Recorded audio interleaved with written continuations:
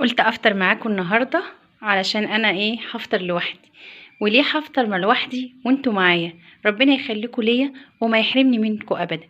دايما مع بعض، حتى لو كنت لوحدي في البيت انتوا معايا. يلا نكمل مع بعض. رمضان مبارك. النهارده بقى هفطر معاكم عشان المفروض انا هفطر لوحدي. وقلت لنفسي ليه هتفطري لوحدك وانت اصدقائك ومشتركينك معاكي؟ اول حاجه هقولها لكم، ربنا ما يكتب عليكم انكم تبقوا لوحدكم باي سبب من الاسباب. يا رب دايما في وسط عيله وفي وسط لمه بجد. دعوه ساعه اذان المغرب، انا مستنيه المغرب معاكم على فكره، وهفطر معاكم النهارده. هو انا ليه انا هفطر لوحدي يعني؟ ما دام انتوا معايا. ربنا ما يكتب عليكم ان حد يكون لوحده، دايما يا رب مع حبايبكم كده. هتقولي هتفطري النهارده بقى يا مروه؟ عامله رز وشعريه معايا كده عشان انا هفطر لوحدي. انا بحب الاكله دي. الاكله دي بسيطه قوي وانا بحبها حتى في الصيام والفطار بتبقى خفيفه. وعامله فراخ بلدي وبطاطس مقليه بألف هنا على قلبكم، وطبعا سلطه وعصير وشوربه وكده. انا هفطر لوحدي النهارده. انا بقالي 4 ايام بفطر بقى مع الجماعه وكده.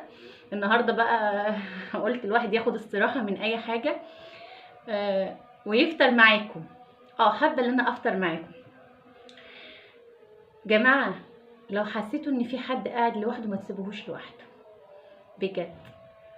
روحوا للناس اللي قاعده لوحدها. مش عشاني انا طبعا، عندي عيله الحمد لله وكده، بس النهارده بس استثنائي كده اللي انا هفطر لوحدي.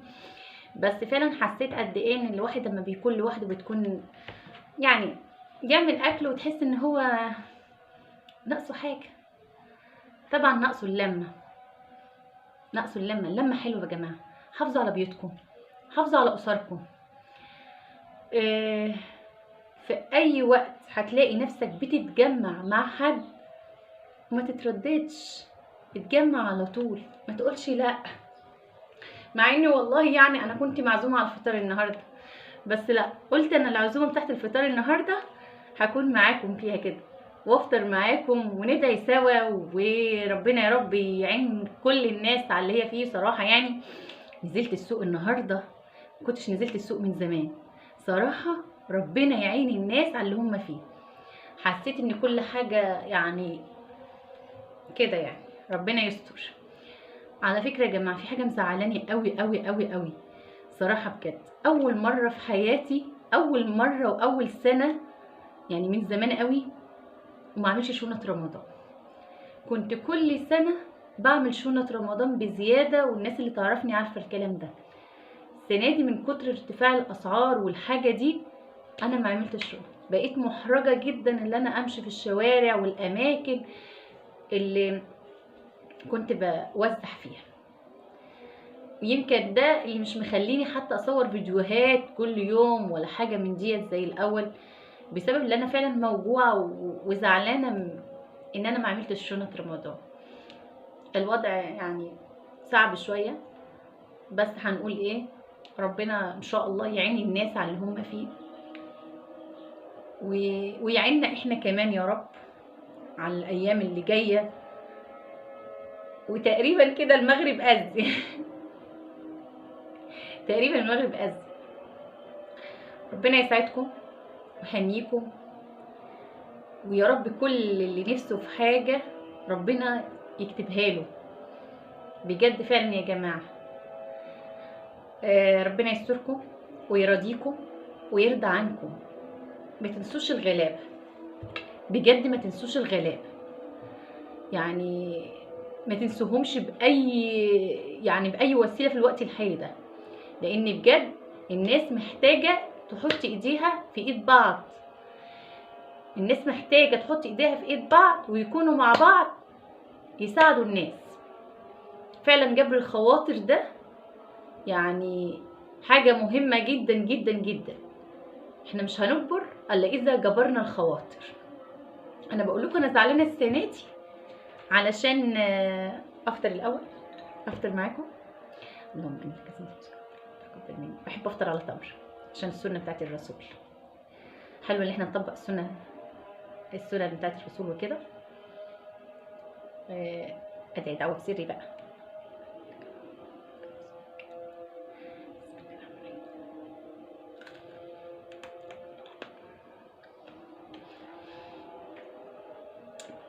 هفطر لوحدي ليه وانتوا معايا؟ بجد انا مبسوطه النهارده والله العظيم. يمكن من ألذ يعني الثلاث ايام اللي عدوا دولت هو النهارده، ان انا بفطر معاكم بجد يعني. فجأة لقيت نفسي كده بحضر السفرة، وليه هتفطري لوحدك؟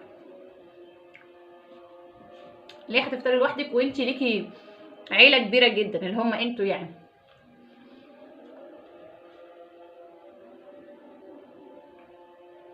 بحب عصير برتقال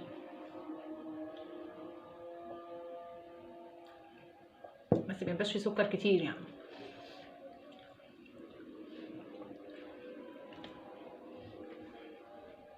كل واحد في الكومنتات بقى يقول هو فطر ايه النهارده،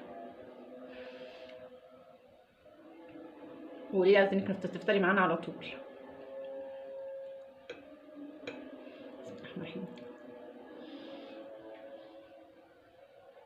انا حاسه اصلا ان انا قاعده في وسط اسرتي والله. حاسه ان انا مع عيلتي والله العظيم بجد. فرحانه جدا، عاوزه دايما اعملها كل مره كده، افطر معاكم. احساس تاني، احساس تاني وانا معاكم بامانه يعني. فكرة بعمل اكل كويس يعني.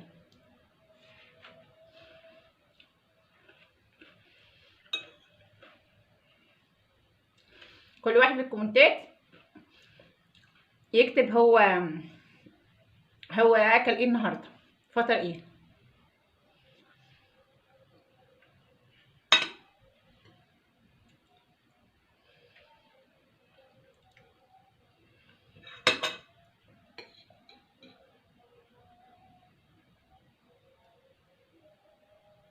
بعرف اطبخ على فكره.